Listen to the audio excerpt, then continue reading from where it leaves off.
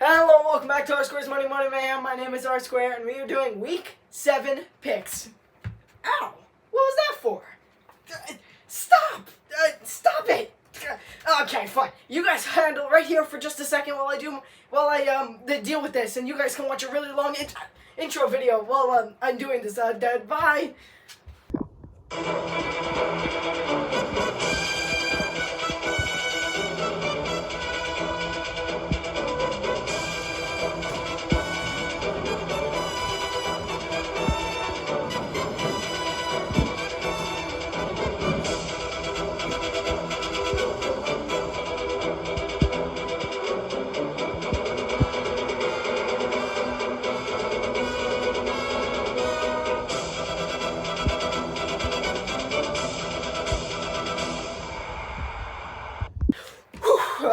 Now that that's resolved, let's go ahead and get on with our Week 7 picks. Starting with Thursday Night Football, we have Jaguars and Saints in New Orleans, Caesars Superdome.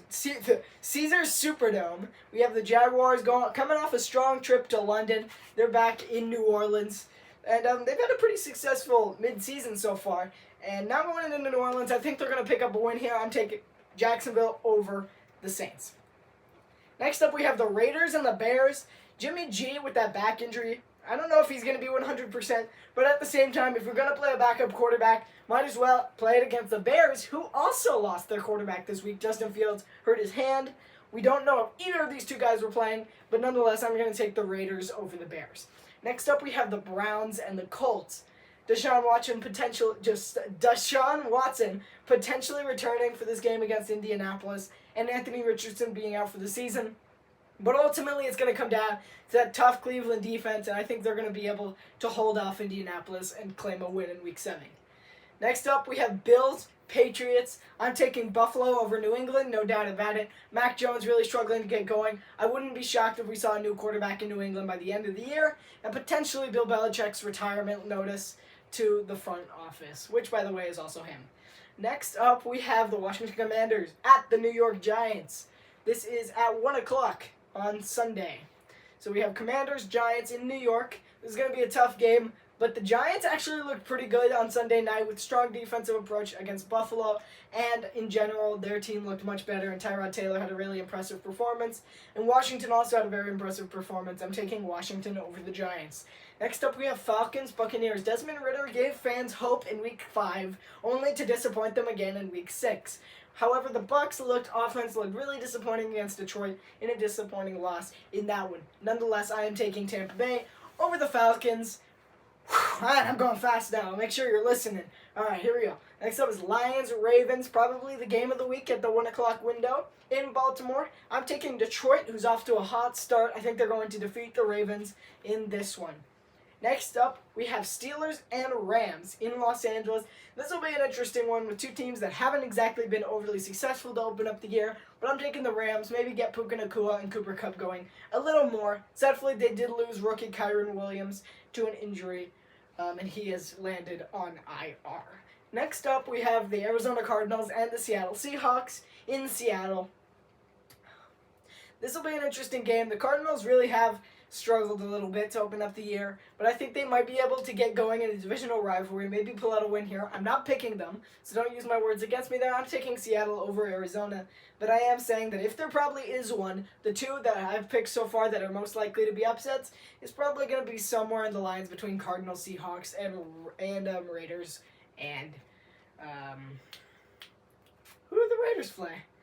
They play the Bears. Raiders-Bears. Yes. Okay. Raiders and Bears. Next up, we have Packers and Broncos. We're in the late window as of that last game, but let's go ahead and bring it back to Packers and Broncos. The Broncos haven't really gotten much success, and if they're going to get success, it's going to be against that Packers team, who haven't had a hot start to the year, but I think they can still come up with a win. In Denver, I'm taking Green Bay over the Broncos.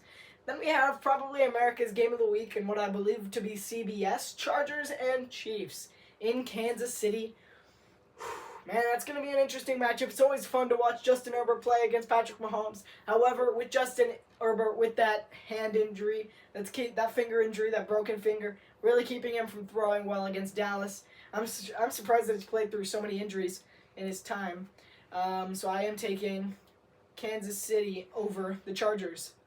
Dolphins and Eagles is next on Sunday Night Football. A fantastic Sunday Night Football game between two very good teams.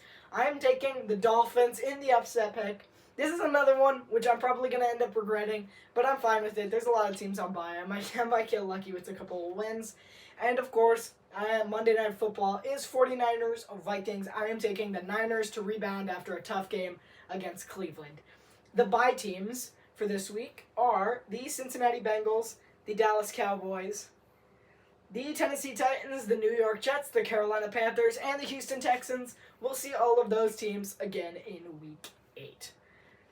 That's all the NFL picks I have for today, but let's go ahead and go on to the MLB, where I'll go ahead and pick the championship games for that. The conference series on who's going to make the World Series. I know it's a little bit far in now, and it's kind of cheating for me to pick, but I'm not sure the Diamondbacks are going to come back. I'm rooting for the Diamondbacks, but I'm picking the Phillies. And as for the other side of the MLB, in the AL, I'm taking the Rangers over the Astros. Never really liked the Astros. I'm taking the Rangers to win that one. So that would make the World Series a matchup between the Rangers and the Phillies. That'll be interesting to watch. We haven't seen the Rangers in the World Series for a long time. I think just based on experience, I think I would have to take the Phillies in the World Series over the Rangers. NBA and NHL are just starting this early part of the season, so I'm not going to make any early picks for this one. We didn't see James Harden in practice earlier today, so that might be some trouble brewing in Philadelphia. They could follow up a playoff run with missing the playoffs altogether, similar to the situation of the Miami Heat. Other teams that I personally think are going to have a much better year are the Sacramento Kings, who didn't really make much progress with their general team in general in the offseason, but they were still a good team last year, and maybe they can make another late playoff push this next year. Golden State might end up missing the playoffs, in my opinion, so that could be something to watch out for. In the NHL, I know my knowledge kind of cuts short at the NHL, if I'm being honest, but I do follow a little bit of the NHL. Like, I know enough to know the teams, and I know that the heavy favorites to win the Stanley Cup this year, after the Vegas Golden Knights won it last year. This year, coming into this one, is the Carolina Hurricanes. The Hurricanes have been a pretty decent team throughout their history. Overall, they've been a pretty good hockey team in general. I think that's a pretty safe opinion considering my knowledge of absolutely zero hockey. I just wanted to throw out some other sports just as a little bonus due to the fact that this video has been a little short because I'm talking really, really fast. Whew, I'm out of breath now. Alright, well, anyway, I think that's about all the time we have for today, so thank you guys so much for watching, and I'll see you in the next video.